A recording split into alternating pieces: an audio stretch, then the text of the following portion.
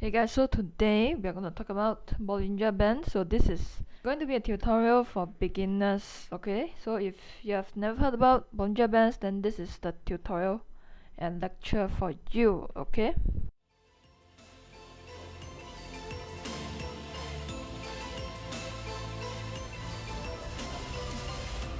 So first thing first, what are Bollinger Bands? Basically, this is a trading strategy for you to help you determine how volatile the markets are. Okay, it's basically a shortcut way for you to determine what's the volatility, because you can say that Bollinger Bands is a volatility indicator, and to give credit where it's due, this indicator is invented by this gentleman called John Bollinger. Okay, so I'm just going to talk about the settings that he recommends and also the settings in which I have tested. If you look at Bollinger Bands, it's just 3 lines on the chart. Later I'm going to show you a price of 1 SMA plus 2 lines. Basically just 3 lines. So what you see is that there's a middle SMA line and then followed by an upper band and then a lower band. Okay? How is this upper band calculated? How is this lower band calculated? Basically, later I'm going to show you how is it calculated, okay? It's just calculated based on standard deviation. Okay? Do you know what's a standard deviation? Let me just show you real quick. If you studied statistics, you know what's this, okay? Standard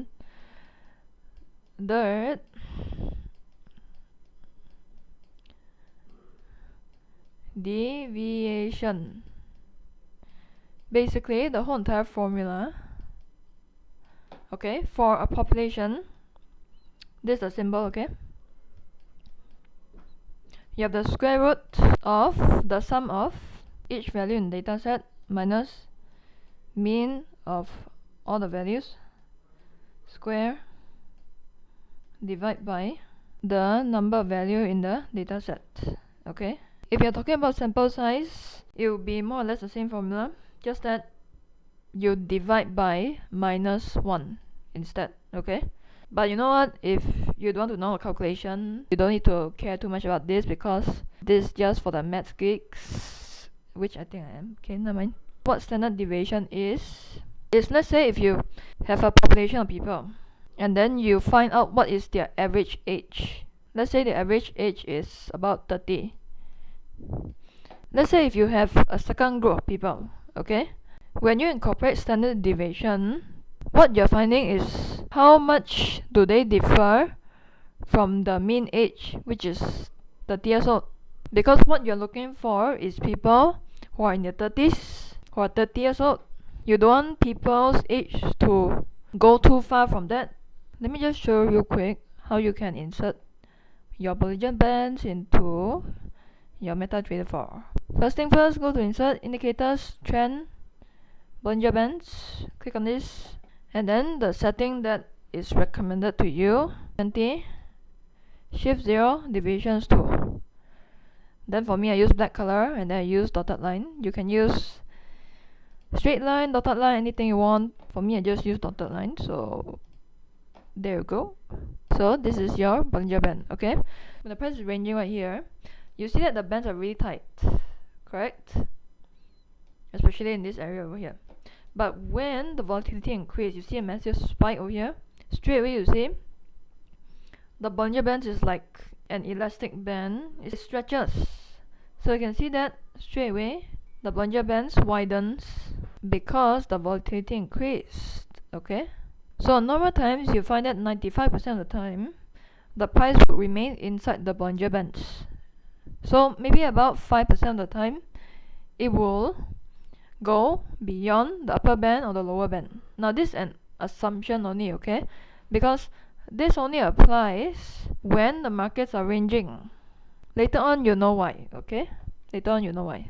If you on the other hand decrease the deviation, the price will remain beyond the Bollinger Band most of the time.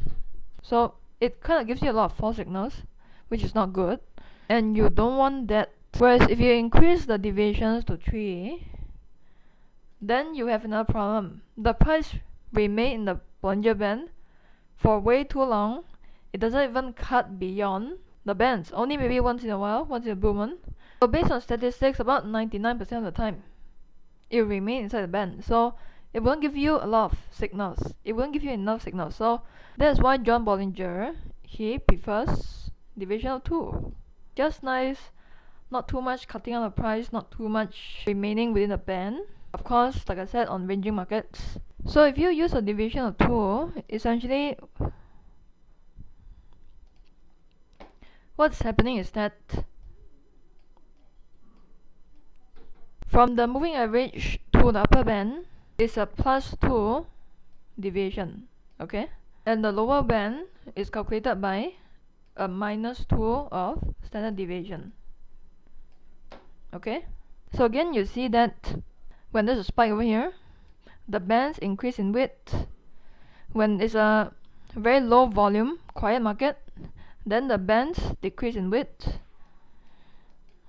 Why is that? To put it simply, okay, standard deviation measures volatility. That is why, since Bollinger Bands uses standard deviation to calculate it, hence that is why Bollinger Bands measures volatility. Remember that the assumption that I give you just now, that 95% of the time the price remains inside the band, and 5% of the time the price goes beyond the bands. That only applies in a ranging market. Because in a very strong uptrending market or in a very strong downtrending market, you see that price would pierce the upper band a lot of times in a bullish trend. Do you see that? Multiple times in a very strong bullish uptrend. Same thing for strong bearish downtrend. See a price touch here, pierce here again, correct? Use Bollinger Bands in the right kind of market, and not only that, you need to add confirmation indicators. Don't use Bollinger Bands alone. Don't use one indicator alone. Understand?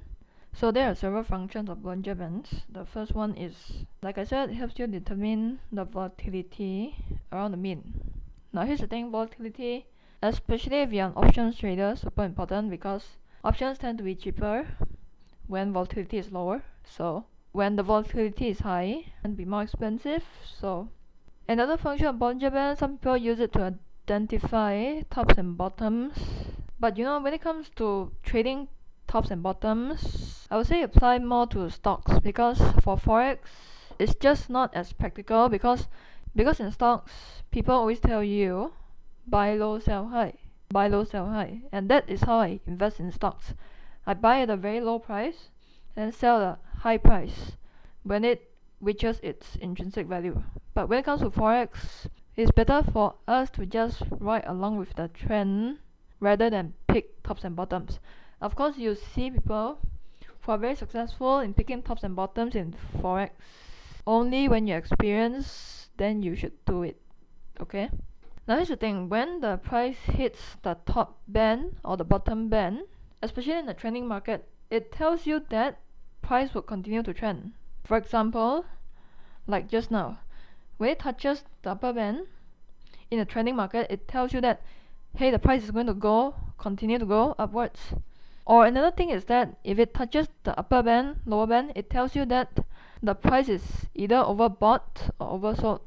So if you watch my RSI video, you know that when the market's overbought, there is a high probability, not guaranteed, but there's a high probability that price is going to retrace downwards. If it's an oversold market, there's a high probability that price is going to retrace upwards. So in other words, you can use Bollinger Bands like a support resistance. If you still don't know what is support resistance, like the floor and ceiling of the market. If the price comes down, test this level 3 times, this is a good support. Okay? If you still have no idea what's a support resistance, just a quick recap, okay?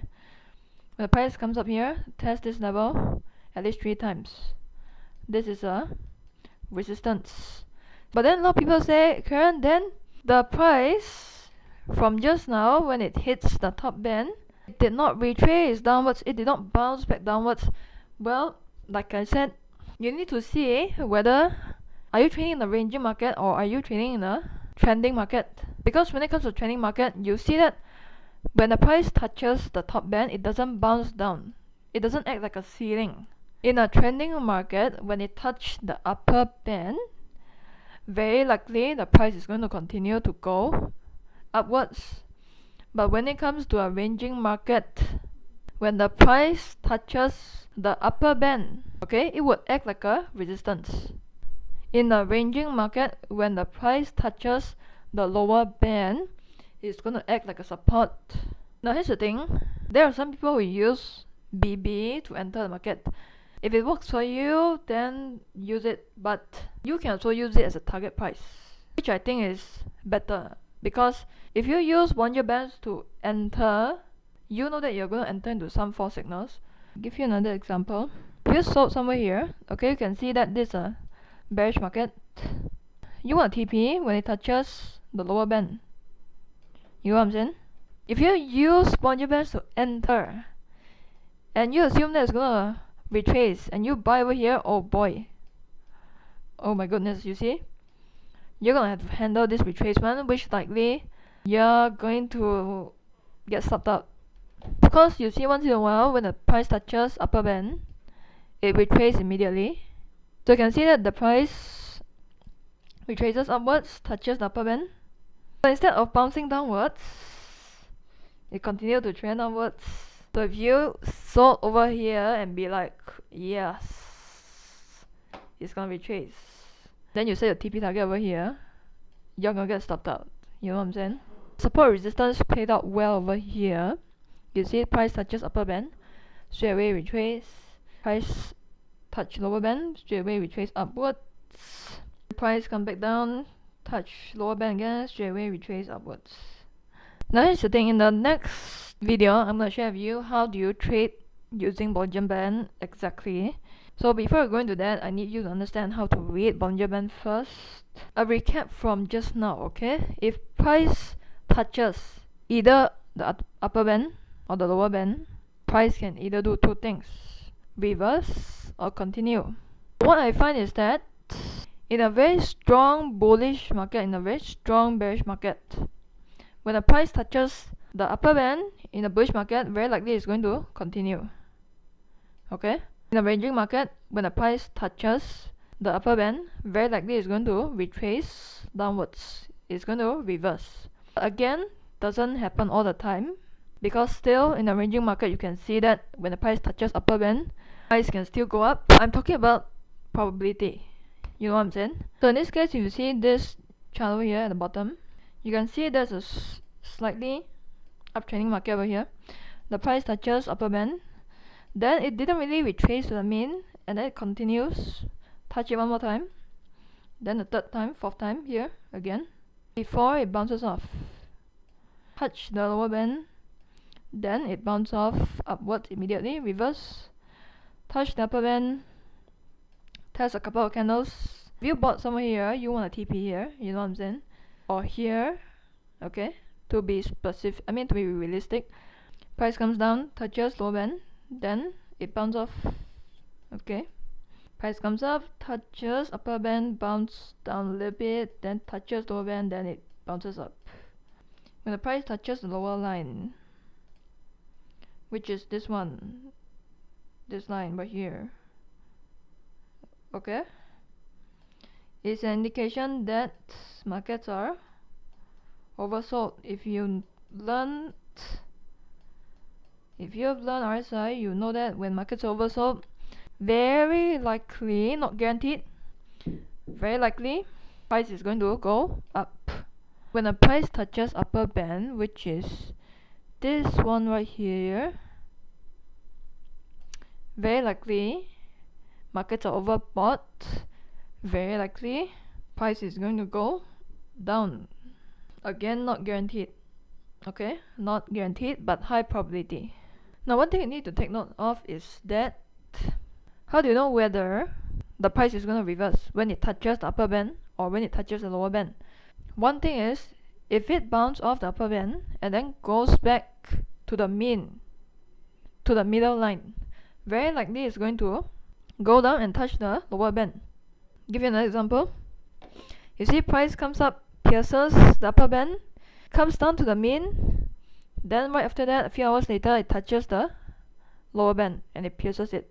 Okay. Again, it's not guaranteed because you know why? Price goes from lower band, comes up to the mean, then it barely reaches the upper band, did not reach there, then it retraces. Why is that? Because if you look at this whole entire trend, if you buy over here, you're literally buying a strong downtrend. You know what I'm saying? Unless you have high probability setups, then it's fine. You see when the price comes back up to the mean, it immediately goes to the upper band. When the price comes down and then touches the mean again, it immediately touches the lower band. So in the next lecture, I'm going to talk about how you can trade Bollinger Bands like a pro and how to use this strategy along with other indicators. Okay, I'm going to give you a lot of examples, so stay tuned for it. Okay, so with that, let me know down in the comment section below. What did you learn from this lecture? And also share with me some of your thoughts. If you have any trading tips for Bollinger Band traders, also share with me down in the comment section below. Share with the community, share with everyone. Okay, so with that, I'm Karen Fu and I'll talk to you in the next episode. Bye.